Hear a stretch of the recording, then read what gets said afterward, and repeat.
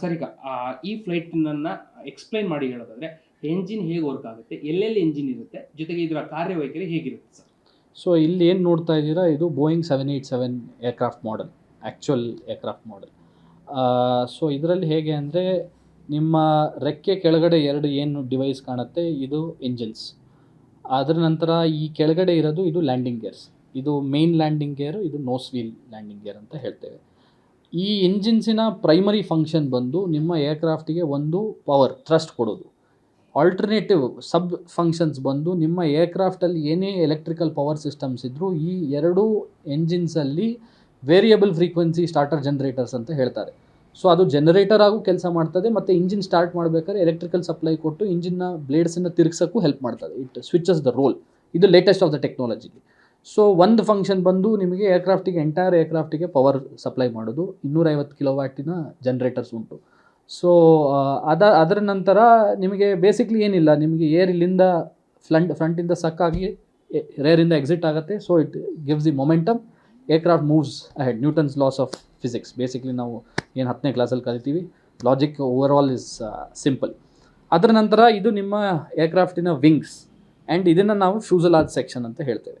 ಫ್ಯೂಸಲಾಜಲ್ಲಿ Boeing 787 is known, ಯಾಕೆಂದರೆ ವರ್ಲ್ಡಲ್ಲಿ first time they started using carbon reinforced polymer ಅಂಥೇಳಿ. They started using ಇದು carbon fibre. ಅಲ್ಯೂಮಿನಿಯಮ್ಗಿಂತ it is lighter and very stronger compared to aluminium. So ನಿಮಗೆ ಏವಿಯೇಷನಲ್ಲಿ ನೀವು ಎಷ್ಟು ವೆಯ್ಟ್ ಕಡಿಮೆ ಮಾಡ್ತೀರೋ ಅಷ್ಟು ನಿಮಗೆ ಎಕನಾಮಿ ಜಾಸ್ತಿ, ಫ್ಯೂಯಲ್ ಎಫಿಷಿಯನ್ಸಿ ಮತ್ತು ಡ್ರ್ಯಾಗು, ಆಮೇಲೆ ಬೇರೆ ಟೈಪ್ಸ್ ಆಫ್ ಡ್ರ್ಯಾಗ್ಸ್ ಬರುತ್ತೆ. ಸೊ ಅದು ರಿಡಕ್ಷನ್ ಆಗುತ್ತೆ. ಅದಾದಮೇಲೆ ಇವೆರಡು ಎಂಜಿನ್ಸ್ ಬಿಟ್ಟು ಏರ್ಕ್ರಾಫ್ಟು ಇವಾಗ ಗ್ರೌಂಡಲ್ಲಿ ಇರಬೇಕಾದ್ರೆ, ನೀವು ಟ್ಯಾಕ್ಸಿ ಮಾಡ್ತಿರ್ಬೋದು, ಇಲ್ಲ ಇನ್ ಕೇಸ್ ಸ್ಟೇಷ್ನರಿ ಆಗಿದ್ದಾಗ it is not very viable to run such huge engines. ಐಡಲಲ್ಲಿ ರನ್ ಮಾಡಿದ್ರು it consumes a lot of fuel.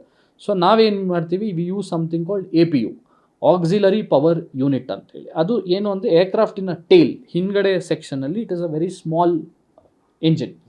So ಅದು ಒಂದು ಪ್ರೈಮರಿ ಫಂಕ್ಷನ್ ಏನು, ಈ ಇಂಜಿನ್ಸ್ ರನ್ ಆಗದೆ ಹೋದಾಗ ಏರ್ಕ್ರಾಫ್ಟಿಗೆ ಪವರ್ ಸಪ್ಲೈ, ನಿಮ್ಮ ಏರ್ ಕಂಡೀಷ್ನಿಂಗು, ಆಮೇಲೆ ಹೈಡ್ರಾಲಿಕ್ಸಿಗೆ ಪ್ರೆಷರೈಸೇಷನ್ ಬೇಕಾದರೆ ಒಂದಿಷ್ಟು ಫಂಕ್ಷನ್ಸ್ ಉಂಟು.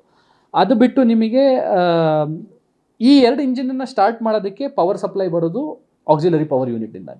ಆಕ್ಸಿಲರಿ ಪವರ್ ಯೂನಿಟ್ ಸ್ಟಾರ್ಟ್ ಆಗೋದು ಬ್ಯಾಟ್ರಿಯಿಂದ. ನಾರ್ಮಲ್ ಕಾರ್ ಬ್ಯಾಟ್ರಿ ಥರ ಏರ್ಕ್ರಾಫ್ಟಲ್ಲೂ ಬ್ಯಾಟ್ರಿ ಇರುತ್ತೆ. ಅದು ಸಣ್ಣ ಇಂಜಿನ್ ಆಗಿದ್ದಕ್ಕಾಗಿ ಬ್ಯಾಟ್ರಿ ಪವರಲ್ಲಿ ಸ್ಟಾರ್ಟ್ ಆಗಿ ಅದರ ನಂತರ ಇವೆರಡು ಇಂಜಿನ್ಸನ್ನು ಅದರ ಮುಖಾಂತರ ನಾವು ಸ್ಟಾರ್ಟ್ ಮಾಡ್ತೇವೆ. ಕೆಲವು ಕಂಡೀಷನ್ಸಲ್ಲಿ ಆಕ್ಸಿಲರಿ ಪವರ್ ಯೂನಿಟ್ಟು ಇನಾಪರೇಟಿವ್ ಇರ್ಬೋದು, ಬಟ್ ಹೌಎವರ್ ಆ ಕಂಡೀಷನಲ್ಲಿ ನಮಗೆ ಏರ್ಕ್ರಾಫ್ಟ್ ಸಿಸ್ಟಮ್ಸಿಗೆ ಏನೂ ಡಿಫ್ರೆನ್ಸ್ ಆಗೋಲ್ಲ. ನಾವು ಬೇರೆ ಆಲ್ಟರ್ನೇಟಿವ್ ಮೆಥಡ್ಸಲ್ಲಿ ನಾವು ಇಂಜಿನ್ಸನ್ನು ಸ್ಟಾರ್ಟ್ ಮಾಡ್ಬೋದು. ಇನ್ನು ತುಂಬ ಜನ ಅಬ್ಸರ್ವ್ ಮಾಡಿರ್ತೀರ, ನೀವು ಏರ್ಪೋರ್ಟಲ್ಲಿ ತುಂಬ ಹತ್ತಿರಕ್ಕೆ ಇರಬೇಕಾದ್ರೆ, ನೀವು ಬೋರ್ಡಿಂಗ್ ಆಗಬೇಕಾದ್ರೂ ಏರ್ಕ್ರಾಫ್ಟಲ್ಲಿ ಲೈಟ್ ಎಲ್ಲ ಇರುತ್ತೆ. ಆವಾಗ ನಾವು ಬೇಕಾದ್ರೆ ಗ್ರೌಂಡ್ ಪವರ್ ಸಪ್ಲೈ ಕನೆಕ್ಟ್ ಮಾಡ್ಬೋದು. ನಾರ್ಮಲ್ ನಮ್ಮ ಕಾರ್ನ ಹೇಗೆ ಚಾರ್ಜಿಗೆ ಹಾಕ್ತೀವಿ ಹಾಗೆ ನಾವು ಡೈರೆಕ್ಟ್ ಪವರ್ ಸಪ್ಲೈ ಏರ್ಕ್ರಾಫ್ಟಿಗೆ ಕೊಡ್ಬೋದು. ಅದು ಬಿಟ್ಟು 787 ನಿಮಗೆ ಮೇಜರ್ ರೆವಲ್ಯೂಷನರಿ ಯಾಕಾಗಿದ್ದು ಅಂದರೆ ಬಿಕಾಸ್ ಆಫ್ ಇಟ್ಸ್ ವಿಂಗ್ಸ್. ಈ ವಿಂಗ್ಸ್ ಏನಿದೆ, ಐಡಿಯಲ್ ಕಂಡೀಷನಲ್ಲಿ ನಿಮಗೆ it can move up to 12 degrees, but max limit is up to 28 degrees flexibility ಇರ್ತದೆ. ಈ ವಿಂಗ್ಸಲ್ಲಿ ಎಲ್ಲ ವಿಮಾನದಲ್ಲೂ ವಿಂಗ್ಸ್ ಫ್ಲೆಕ್ಸಿಬಲ್ ಮಾಡಿರ್ತಾರೆ, ಯಾಕೆಂದರೆ ರಿಜಿಡ್ ಸ್ಟ್ರಕ್ಚರ್ ಆದರೆ ವಿಂಗ್ಸ್ ಕ್ರ್ಯಾಕ್ ಆಗಿ ಬ್ರೇಕ್ ಆಗೋ ಚಾನ್ಸಸ್ ಇರುತ್ತೆ. So the more flexible it is, the more better for the aircraft. ಅದು ಬಿಟ್ಟರೆ it is systematically very light weight, 20% more fuel efficient. ಒಳಗಡೆ ಏವಿಯಾನಿಕ್ಸ್ ಅಂತ ನಾವೇನು ಕರಿತೀವಿ, ಅಡ್ವಾನ್ಸ್ ನ್ಯಾವಿಗೇಷನ್ ಸಿಸ್ಟಮ್ಸು, ಕಾಕ್ಪಿಟಲ್ಲಿ ಯೂಸ್ ಮಾಡೋ ಸ್ಕ್ರೀನ್ಸು ಮತ್ತು ಸಿಸ್ಟಮ್ಸ್ ಎಲ್ಲ it is very advance. It is highly fuel efficient. And ಇದರಲ್ಲಿ ಎರಡು ಪ್ರೈಮರಿ ಏರ್ಕ್ರಾಫ್ಟ್ ಮ್ಯಾನುಫ್ಯಾಕ್ಚರರ್ಸ್ ಬಂದುಬಿಟ್ಟು, ಎಂಜಿನ್ ಮ್ಯಾನುಫ್ಯಾಕ್ಚರರ್ಸ್ ಬಂದುಬಿಟ್ಟು Rolls Royce and General Electric ಅಂತ. ಈ ಏರ್ಕ್ರಾಫ್ಟಿಗೆ GNX ಅಂತ ಮತ್ತು ರೋಲ್ಸ್ ರಾಯ್ಸ್ ಟ್ರೆಂಟ್ ಅಂತ ಯೂಸ್ ಮಾಡ್ತೀವಿ. ಪ್ರಿಟಿ ಮಚ್ ಅದು ನಿಮ್ಮ ಏರ್ಕ್ರಾಫ್ಟ್ ಕಂಟ್ರೋಲ್ ಆಗೋದು ವಿಂಗ್ಸಿಂದ. ನೀವು ಬಹಳ ಕಡೆ ಕೇಳ್ಪಟ್ಟಿರ್ತೀರ ಫ್ಲ್ಯಾಪ್ಸ್ ಅಂತ ಏನು ಕಾನ್ಸೆಪ್ಟ್ ಹೇಳ್ತಾರೆ, flaps and slats. So flaps and slats are high lift devices. ಅದೇನು ಮಾಡುತ್ತೆ, ನಿಮಗೆ ಸ್ಲೋ ಸ್ಪೀಡಲ್ಲಿ ಇರಬೇಕಾದ್ರೆ ವಿಂಗಿನ ಏರಿಯಾ ಜಾಸ್ತಿ ಮಾಡುತ್ತೆ, ಸೊ ದ್ಯಾಟ್ ನಿಮ್ಮ aircraft lift can be sustain. ಇದನ್ನು ನಾವು ಪ್ರೈಮರಿಲಿ ಯೂಸ್ ಮಾಡೋದು ಟೇಕ್ ಆಫ್ ಆ್ಯಂಡ್ ಲ್ಯಾಂಡಿಂಗ್ ಸಮಯದಲ್ಲಿ. ಅದು ಬಿಟ್ಟು ಇಲ್ಲಿ ಏನು ನೋಡ್ತಾ ಇದ್ದೀರಾ, ಇದನ್ನು ನಾವು ವರ್ಟಿಕಲ್ ಸ್ಟೆಬಿಲೈಸರ್ ಅಂತ ಕರಿತೀವಿ. ಅದಕ್ಕೆ ಹಿಂದ್ಗಡೆ ಅಟ್ಯಾಚ್ ಆಗಿರೋದು ರಡರ್. ಸೊ ನಿಮಗೆ ಮೇಜರ್ಲಿ ಏನು ಅಂದರೆ ಏರ್ಕ್ರಾಫ್ಟಿಗೆ 3 ಟೈಪ್ಸ್ ಆಫ್ ಮೋಷನ್ ಇರುತ್ತೆ. ಒಂದು ಪಿಚ್ ಅನ್ನೋದು ಮೇಲೆ ಕೆಳಗೆ ಹೋಗೋದು, ಅದು ಕಂಟ್ರೋಲ್ ಆಗೋದು ಇಲ್ಲಿ ಎಲಿವೇಟರ್ಸಿಂದ. ಆಮೇಲೆ ನೆಕ್ಸ್ಟ್ ಬರೋದು ಯಾ ಅಂದರೆ ಏರ್ಕ್ರಾಫ್ಟ್ ಲೆಫ್ಟ್ ರೈಟ್ ನಾವು ಮೂತಿಯನ್ನು ತಿರುಗಿಸೋದು. ಇದಕ್ಕೆ ನಾವು ರಡರನ್ನು ಯೂಸ್ ಮಾಡ್ತೇವೆ. ಸೊ ರಡರ್ ಕಂಟ್ರೋಲ್ ಆಗೋದು ಇಲ್ಲಿಂದ, ಏರ್ ಫ್ಲೋ ಡೈರೆಕ್ಷನ್ ಮೇಲೆ ವಿ ಕ್ಯಾನ್ ಮೂವ್. ನೆಕ್ಸ್ಟ್ ಬರೋದು ರೋಲ್, ನಾವು ರೆಕ್ಕೆನ ಲೆಫ್ಟ್ ರೈಟು ತಿರುಗಿಸೋದು. ಈ ರೋಲ್ ಕಂಟ್ರೋಲ್ ಆಗೋದು ವಿಂಗ್ಸ್ ಮೇಲ್ಗಡೆಯಿಂದ ಏಲಿರಾನ್ಸ್ ಅಂತ 2 ಡಿವೈಸಸ್ ಇರ್ತದೆ, ಅದು ನಿಮಗೆ ರೋಲನ್ನು ಕಂಟ್ರೋಲ್ ಮಾಡೋದು. ಬಟ್ ಅಫ್ಕೋರ್ಸ್ ಫ್ಲೈ ಮಾಡಬೇಕಾದ್ರೆ ಮೂರನ್ನು ನಾವು ಸೈಮಲ್ಟೇನಿಯಸ್ಲಿ ಮಾಡ್ಬೋದು. It happens in 3 dimensions. So ಏರ್ಕ್ರಾಫ್ಟಿನ ಬೇಸಿಕ್ ಓವರ್ವ್ಯೂ ಅಂದರೆ ಇಷ್ಟು. ಓಕೆ, ಇದ್ರ ಜೊತೆಗೆ ಸರ್ ಬಿಫೋರ್ ಇನ್ಸಿಡೆಂಟ್ಸ್ ನಾನು ಒಂದಷ್ಟು ನೋಡಿದಾಗ ಬೇಸಿಕಲಿ ಎಂಜಿನಲ್ಲಿ ಕಾಣಸಿಗುವಂಥ ರೇರ್ ಡಿಫಾಲ್ಟ್ಸ್ ಅಂದರೆ ಏನಿರುತ್ತೆ ಸರ್?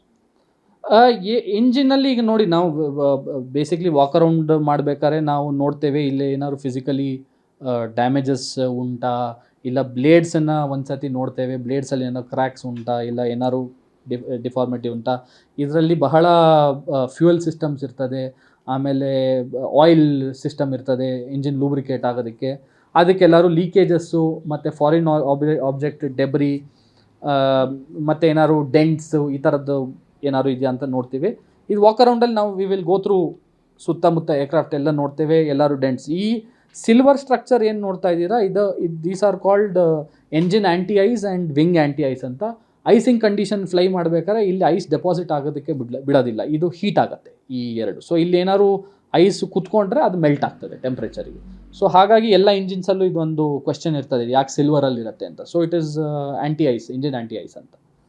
ನಾರ್ಮಲ್ ಆಗಿ ಜನಕ್ಕೆ ಒಂದು ಡೌಟ್ ಏನು ಬರ್ತದೆ, ಇಷ್ಟು ದೊಡ್ಡ ವಿಮಾನ, ಎಷ್ಟು ದೊಡ್ಡ ಎಂಜಿನ್, ಸಣ್ಣ ಅಕ್ಕಿ ಹೊಡೆದ್ರು ಕೂಡ ಇಡೀ ವಿಮಾನ ಅಪಘಾತಕ್ಕಾಗುವಂಥ ಚಾನ್ಸಸ್ ಜಾಸ್ತಿ ಇರುತ್ತೆ. ಯಾಕೆ?